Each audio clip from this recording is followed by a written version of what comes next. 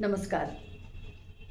आज भारत रत्न पंडित अटल बिहारी वाजपेयी जी अर्थात ईश्वर की एक ऐसी अभूतपूर्व कृति जिनका नेतृत्व हमें हमारे पूर्व प्रधानमंत्री के रूप में प्राप्त हुआ। आज हम सब उनका जन्म शताब्दी वर्ष मनाने जा रहे हैं और उनके 100वें जन्म दिवस के अवसर पर आज अनेक पूर्व कार्यकर्ताओं के संस्मरण सुनने का अवसर भी प्राप्त हुआ। और वो संस्मरण सुनते समय मुझे ध्यान में आया, जैसा कि मैंने बचपन से सुना है और देखा है, अटल जी का जबलपुर से बहुत गहरा रिश्ता था। आज संस्मरण में एक विषय आया कि जब जबलपुर से बगराजी उनको जाना था और एक सभा को संबोधित करना था, वहां जनता उनका इंतजार कर रही थी और वो दौर था जब रास्ता ठीक से होता नहीं था, बगराजी जाना बहुत कठिन था।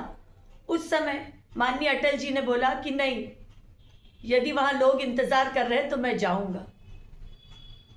और ये ध्यान में आया कि अटल जी उस समय ट्रैक्टर में बैठकर वहां जनता से संवाद करने पहुंचे।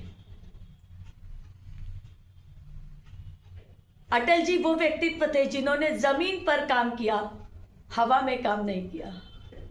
उन्होंने ये कहा भी था कि हम हवा में उड़कर नहीं, हम जमीन पर चलकर कार्यकर्ता से मिलने और जनता से मिलने आते हैं। जब माननीय अटल जी प्रधानमंत्री बने तब वे इस बात को समझते थे कि देश के लिए औद्योगिक और आर्थिक विकास देश की आवश्यकता है। और सर्वप्रथम उन्होंने ग्राम सड़क योजना लाकर देश को आर्थिक उन्नति के लिए गति प्रदान करने का काम किया। इतना ही नहीं, चतुर्भुज योजना लाकर देश के 4 महानगरों को अर्थात दिल्ली, मुंबई, चेन्नई और कोलकाता को जोड़ने का जो उन्होंने उपक्रम किया, वो उपक्रम ऐसा था जिसने आर्थिक दृष्टि से उन्नति का मार्ग प्रशस्त किया। नई दूरसंचार नीति लाकर टेली घनत्व को बढ़ाने का काम किया। और वो दौर था जब भारत पुनः औद्योगिक और आर्थिक विकास के सोपान रच रहा था। एक ओर भारत आर्थिक उन्नति कर रहा था, भारत की जीडीपी में वृद्धि हो रही थी, और उस समय इस कवि हृदय व्यक्तित्व के मन में आता है अंतिम पंक्ति में बैठे हुए व्यक्ति का विचार, और वे अंत्योदय अन्न योजना और अटल पेंशन योजना जैसी योजनाएं लेकर आए जो आज भी कारगर सिद्ध होती हैं। देश परमाणु सक्षम बने, देश परमाणु शक्ति बने, इसके लिए बड़ी ही गोपनीय तरीके से पोखरण में उन्होंने परमाणु परीक्षण कराया। और इस परमाणु परीक्षण ने यह मैसेज दिया कि बुद्धा इज स्माइलिंग अगेन। हम युद्ध में नहीं, हम बुद्ध में विश्वास करते हैं, लेकिन जरूरत पड़े तो भारत जंग लड़ भी सकता है और भारत जंग जीत भी सकता है। परमाणु परीक्षण के बाद देश के सामने दोहरी चुनौती थी।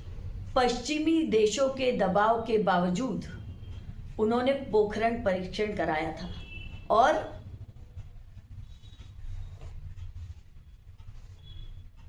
एक ओर पश्चिमी देशों के द्वारा लादे गए आर्थिक प्रतिबंध और दूसरी ओर दुश्मन देश की घुसपैठ, इन दोनों ही चुनौतियों का सामना उनको करना था। और ऐसे में देश की अर्थव्यवस्था को बूस्ट रखना, देश की जनता के मनोबल को बनाए रखना और दुश्मन को हार का मुंह दिखाना, इन तीनों ही मोर्चों पर माननीय अटल जी ने जीत हासिल की। काल के कपाल पर लिखने और मिटाने वाला यह व्यक्तित्व, यह कवि हृदय व्यक्तित्व, उनका वो चिंतन था कि वो अंधेरे में भी प्रकाश की ज्योति को देखते थे। प्राची में अरुणिमा की रेख देख पाता हूं, गीत नया गाता हूं, इस भाव के साथ उन्होंने आजीवन देश की सेवा की। 2002 में गुजरात दंगों और आर्थिक संकट से गुजर रहा था। उस समय माननीय अटल बिहारी वाजपेयी जी ने आदरणीय नरेंद्र मोदी जी के रूप में देश को एक ऐसा नेतृत्व दिया जिसने न केवल गुजरात में बल्कि आगे चलकर प्रधानमंत्री के रूप में आज विश्व पटल पर भारत की एक ऐसी छवि निर्माण की कि आज पूरी दुनिया का दृष्टिकोण भारत की ओर देखने का बदल गया। आज भारत आर्थिक शक्ति बनकर उभर रहा है। यह अटल जी की दूरदृष्टि है, जिसका परिणाम है कि एक सशक्त नेतृत्व आज भारत में परिलक्षित होता है।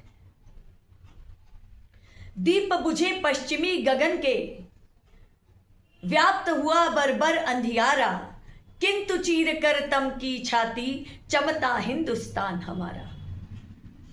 ऐसे राष्ट्रभक्त, दूरदृष्टा पूर्व प्रधानमंत्री आदरणीय अटल बिहारी वाजपेयी जी के चरणों में अपने श्रद्धा सुमन अर्पित करते हुए उनकी पंक्तियों के माध्यम से ये कहना चाहूँगी कि देश के भीतर और देश के बाहर देश के प्रति दुश्मनी रखने वाले लोग ये समझ लें, इसे मिटाने की साजिश करने वालों से कह दो,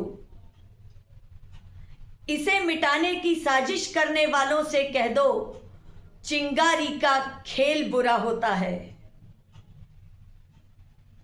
औरों के घर में आग लगाने का जो सपना अपने ही घर में सदा खरा होता है। इन्हीं पंक्तियों के साथ एक बार पुनः माननीय अटल जी को नमन करते हुए अपनी बात को समाप्त करूंगी। बोलिए भारत माता की जय।